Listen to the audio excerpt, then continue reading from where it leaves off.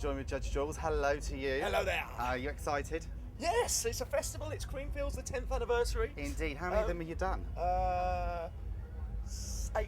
I did all the first 7, and then kind of did a transfer to a southern festival that we won't mention the name of, even though it's not really competition. And I've been transferred back again, like the old schooler that I am. Yeah. Any particular memorable favourites, or is tonight going to be the night? It's difficult because obviously there are various associations. There's the Radio 1 Association of doing a live show where you can get on the mic and kind of G the crowd up, but then doing the big arenas where kind of it's the music doing the talking, and you've got the huge size of crowd in front of you. The main arena at Creamfields and a couple of other festivals in the UK is probably the largest big top that you'll ever perform in. Crowd disappearing into the vanishing point, so you've got that as a kind of real memorable thing to be telling the grandchildren about in years to come. If I would ask you to actually come up with your own festival lineup, what would be your ideal one? It's really difficult because people always, one of the traditional press questions in advance of going to a festival when you're an artist is, who you're looking forward to seeing. But the reality is, as one of the more recognisable DJs, if I was to trot out there, like, with my backpack and my sort of map, looking like a Japanese lost tourist, trying to find all the individual arenas that I wanted to check out in the middle of a festival. I'd have to stop for quite a lot of photos, and it's not really a viable thing to be able to go around and kind of see what the festival's all about from a punter's point of view. And I'd love to be able to do that in a bit of a sort of incognito way. So I'm not really an expert on what the festival experience is all about. I can tell you what it's like to stand up and perform at festivals, which is absolutely mind-blowing. And because you're performing in front of probably the biggest audiences that you will appear in front of in that given year. But in terms of the kind of the logistics of a festival, what the small arenas are like, what the VIP tents like, one of these festivals that have imported sand and palm trees and created like really unusual arenas, that's kind of passed me by really. I live in this strange world of VIP wristbands, and no, not VIP wristbands, artist wristbands, and kind of your very own key to the executive portaloo and stuff like that, which is probably not as glamorous as it sounds. Well, we've got one right here, haven't we? Now, you're a DJ. Music's obviously been a big influence on your life. You move around everywhere, all over the country. How does that pay a toll on you and your... I'll ask this question again. So you're a DJ, you travel all over the place. You must get quite stressed traveling all over the world. You leave your family behind. How do you cope with all the stress?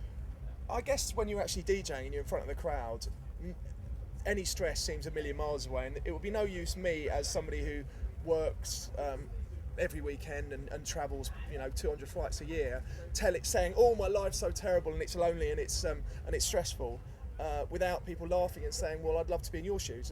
But the reality is there is downtime. You are for the most part travelling on your own if you're in airports, and it's sort of a bit lonely and a bit boring, and I suppose bury your head in a book or do some work on your laptop, make some tunes, do some editing, because there's a lot of DJ homework that's required. It's not just turning up and doing the gig. You've actually got to, in my case, probably listen to 500 new promos that people have sent you, make your own tracks, kind of think about your set without being too premeditated.